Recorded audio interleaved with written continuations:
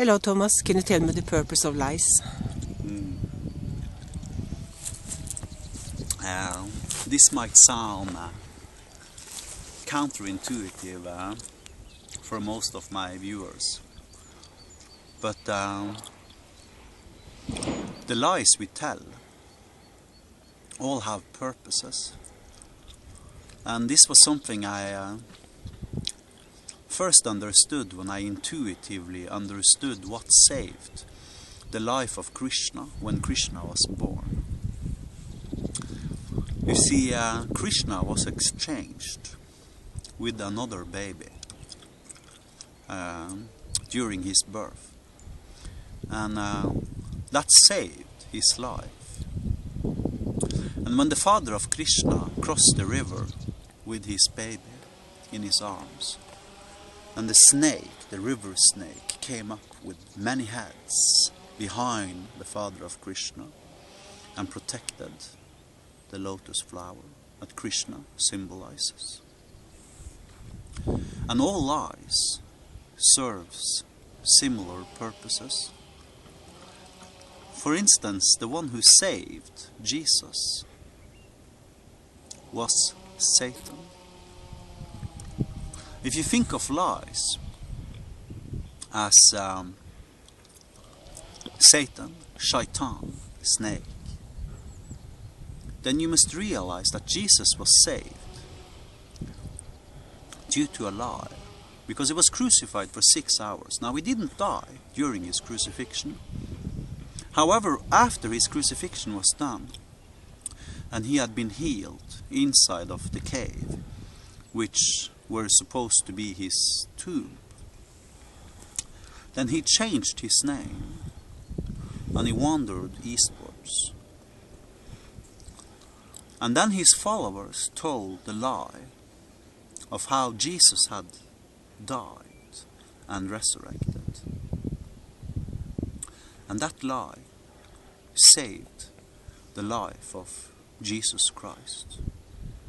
Because without that lie, his contemporaries would have followed him, chased him down, and crucified him again. And some lies saves us. So even though you know the truth, it is sometimes counterproductive to try to convince others about what the truth is. Because their ideas about you, their worldview about you, and their imagination will play tricks with themselves, such that the lie saves you. This is why it is sometimes so hard to convey truth to others. So you should never tell a lie, even when it is positive. However, sometimes by telling only half the truth, and then allow for the receiver of that truth to create and initiate his own lies based around that core of truth which you convey, becomes the lotus flower that saves you.